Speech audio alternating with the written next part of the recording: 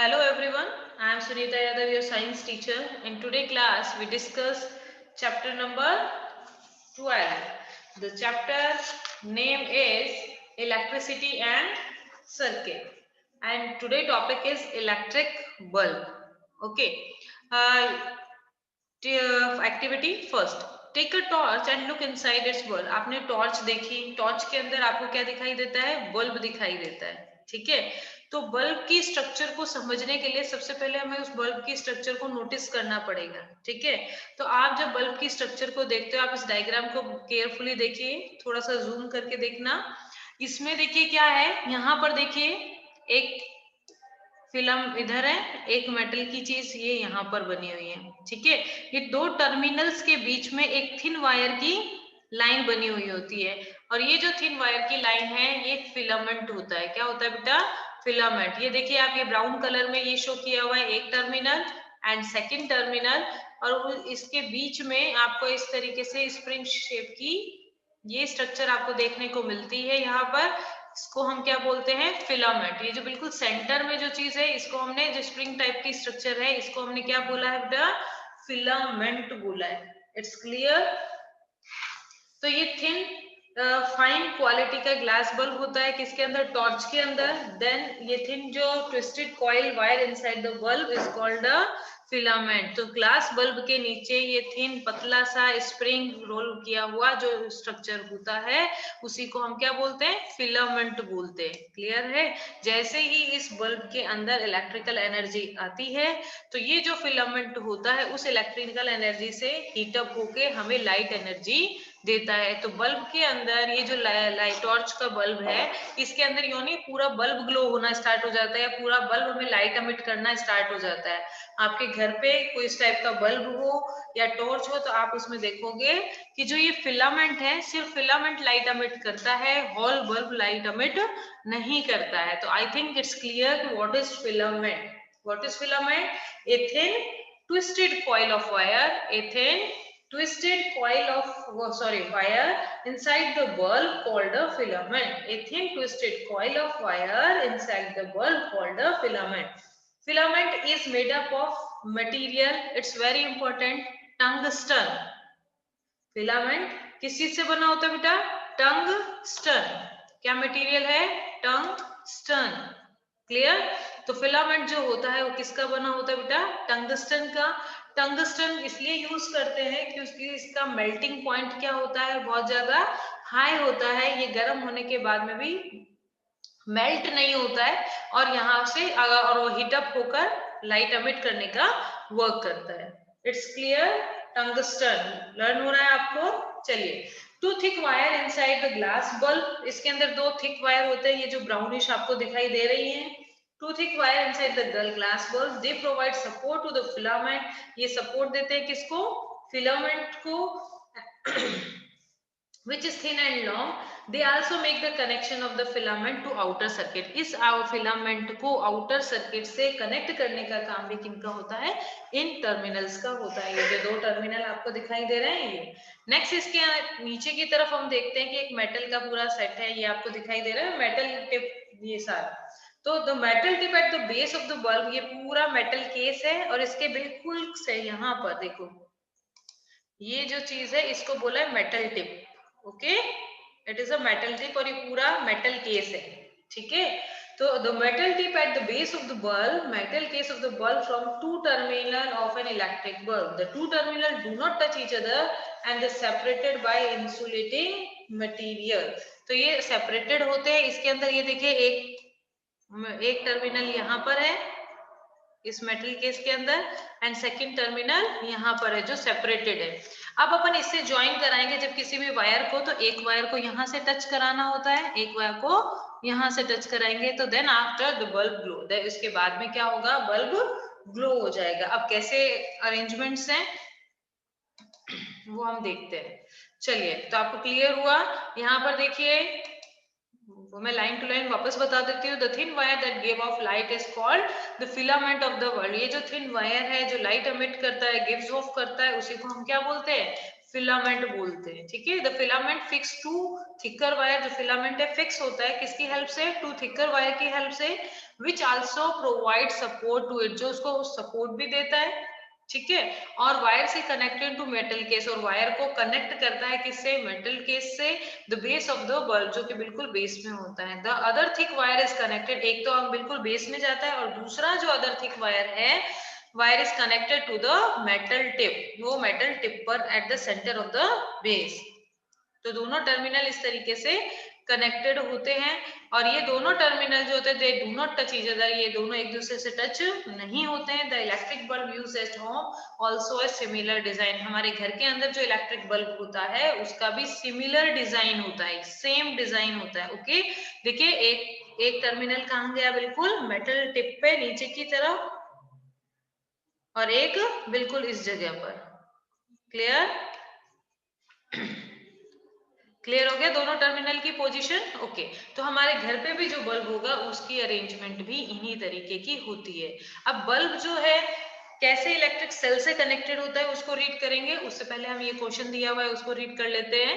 इसमें लिखा हुआ है never join the two terminal, कभी भी टू टर्मिनल को आपस में ज्वाइन नहीं करना है, किसके, इलेक्ट्रिक सेल के, ठीक है, विदाउट कनेक्टिंग देम, बिना कनेक्ट किए, through a switch and a device like a bulb, और कोई डिवाइस को यूज करे हुए। आप ऐसा नहीं कर सकते करना कि भाई एक आपने सेल ले लिया, उसके एक टर्मिनल पे एक वायर को कनेक्ट किया और उसको मूव करके नीचे वाले टर्मिनल पे आपने टच कर दिया। ऐसा करने से क्या होगा, इफ यू डू सो, अगर आप ऐसा करोगे तो जो केमिकल एनर्जी है ना, जो केमिकल्स है उस सेल के अंदर, वो electrical cell get fused up, और बहुत जल्दी वो केमिकल यूज होने लग जाते हैं, बहुत फास्ट यूज होते हैं, and the cell stop working, और आपका जो सेल है वर्क करना स्टॉप कर देता है। दैट मीन्स जो इलेक्ट्रिक सेल के अंदर जो केमिकल है वो पूरा कन्वर्ट हो जाता है किसके अंदर, इलेक्ट्रिकल एनर्जी के अंदर, यानी यूज्ड अप हो जाता है वो सेल। तो हमें कभी भी स्विच या कोई भी इलेक्ट्रिक डिवाइस को बिना यूज किए हुए सिर्फ उसके दोनों टर्मिनल को अटैच या कनेक्ट नहीं करना चाहिए, जिससे हमारा सेल जो है बहुत जल्दी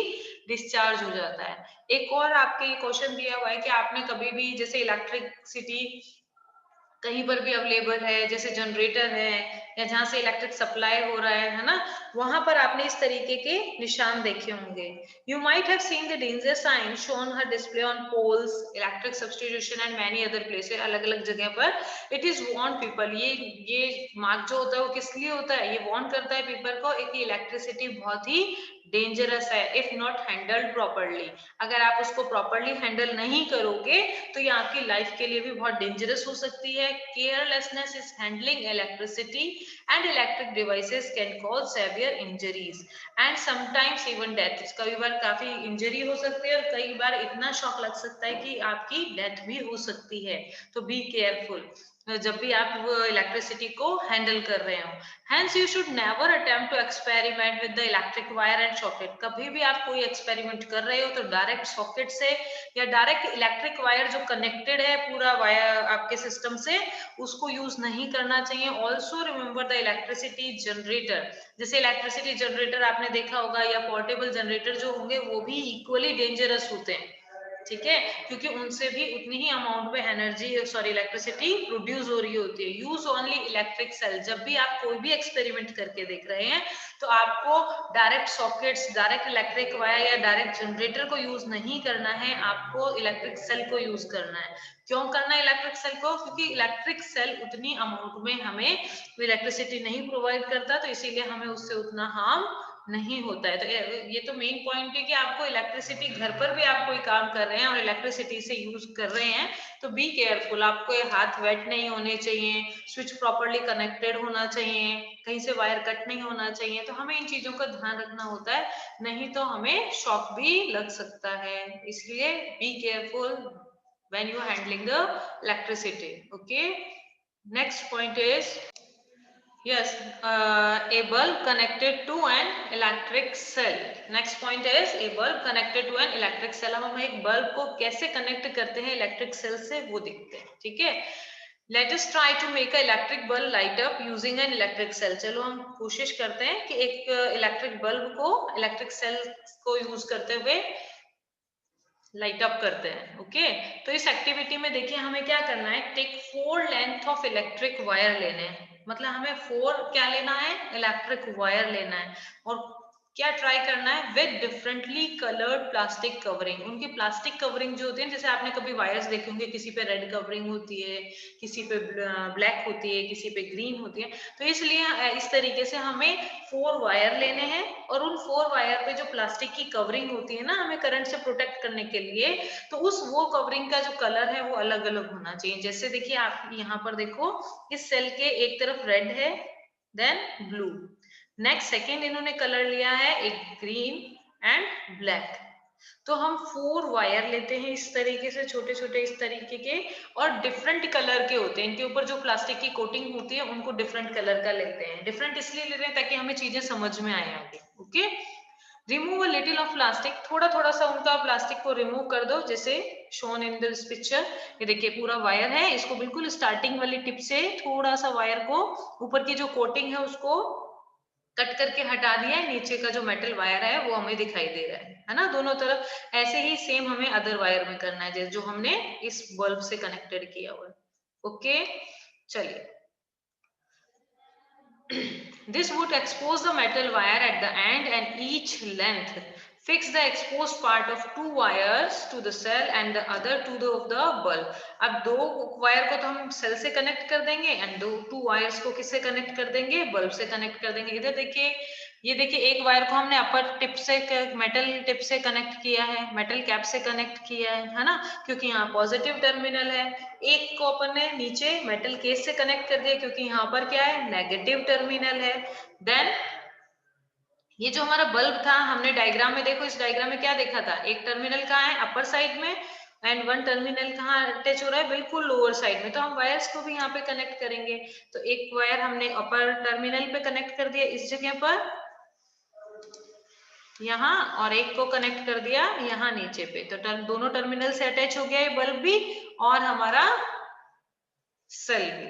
ओके, तो ये दोनों टर्मिनल से कनेक्ट हो गया है। अब हम क्या करेंगे, इन्हें आपस में कनेक्ट करके देखते हैं कि विच अरेंजमेंट, कौन सी अरेंजमेंट में ये फंक्शन करना स्टार्ट करता है। तो देखिए, आपने क्या किया, सेल पे 2 वायर को कनेक्ट कर दिया, करा कि नहीं करा, ठीक है। उसके बाद में आपने 2 वायर को कनेक्ट किया, किससे, बल्ब से। अब हमें क्या करना है, जो 2 वायर हमने दोनों तरफ से थोड़ा थोड़ा शार्पन कर लिया था, यानी उनकी प्लास्टिक कोटिंग हटा दी थी, उनको आपस में कनेक्ट करने की कोशिश करनी है, ठीक है। तो फर्स्ट वाले के अंदर देखिए, उन्होंने क्या किया, आपको यहाँ से दोनों वायर कनेक्ट किए, यहाँ से दोनों वायर कनेक्ट किए, तो वो देखते हैं कि बल्ब क्या हो जाता है, ग्लो होना स्टार्ट हो जाता है।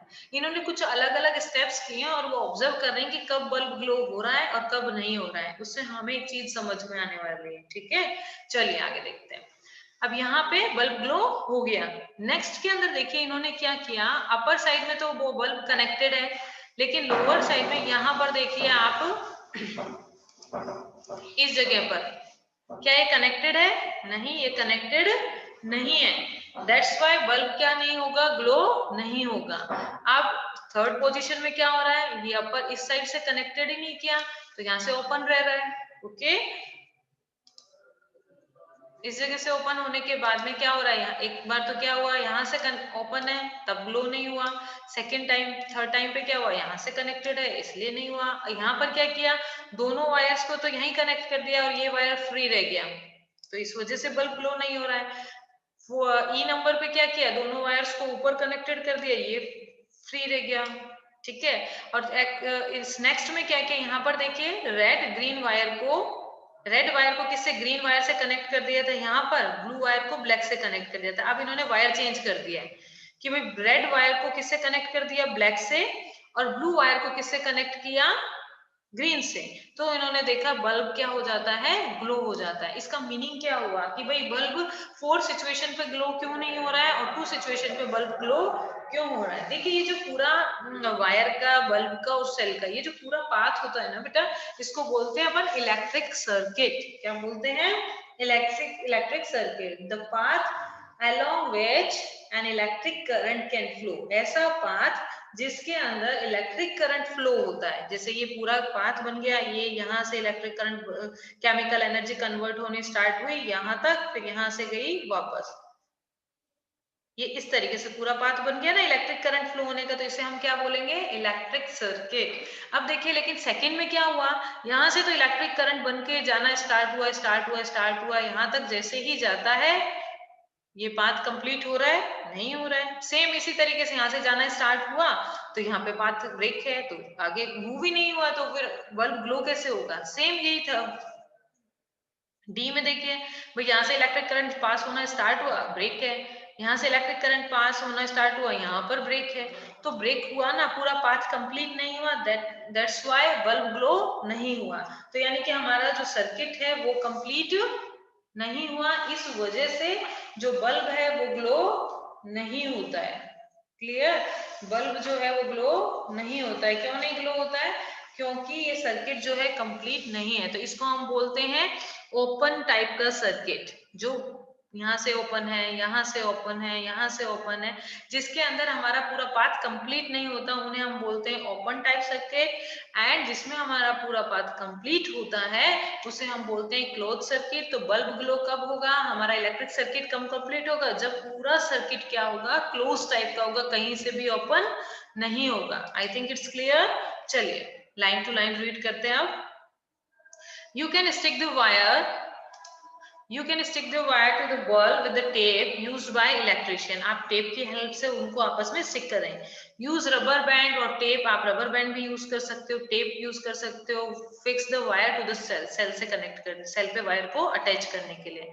Now connect the wire fixed to the bulb with those attachment to the cell in a 6 different way. अब अपन ने देखा है 6 different way में कैसे अरेंजमेंट किया है। For each arrangement find out whether the bulb glow or not. सब arrangement में आप हम ये चेक करें कि कहाँ पर बल्ब ग्लो हो रहा है और कहाँ पर नहीं हो रहा है ना। तो now carefully look at the arrangement in which the bulb glow, compare these with those in which the bulb does not glow. Can you find the reason? हमने दोनों को कंपेयर किया, क्या आप बता सकते हो क्या रीजन होगा कि सर्किट कंप्लीट नहीं हुआ। सर्किट कैसे टाइप का है, ओपन टाइप का सर्किट है, दैट्स व्हाई बल्ब ग्लो नहीं होता है। ठीक है, keep the tip of your pencil on the wire near one terminal of the electric cell or the arrangement. Move the pencil along the wire all the way bulb. Now from the other terminal of the bulb move along the other wire connected to the cell. Repeat this exercise for all other arrangement.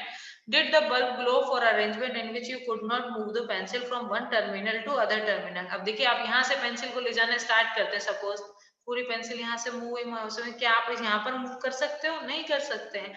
तो electricity थोड़ी lazy type की होती है, वो ऐसा नहीं है कि यहाँ पे आ गई तो यहाँ से जंप कर गया, ऐसा नहीं होता है। तो इलेक्ट्रिक को करंट पूरा पाथ होगा तभी इलेक्ट्रिसिटी क्या होगी, फ्लो होना स्टार्ट करेगी। तो ये पूरा जो पाथ बन रहा है इसी को हम क्या बोल रहे हैं, इलेक्ट्रिक सर्किट बोल रहे हैं। अपना नेक्स्ट पॉइंट जो है एन इलेक्ट्रिक सर्किट भी ऑलमोस्ट हमने समझ लिया है, फिर भी इन डिटेल हम नेक्स्ट क्लास में लेंगे। अब our new topic is an electric circuit, we take in a next class. Okay.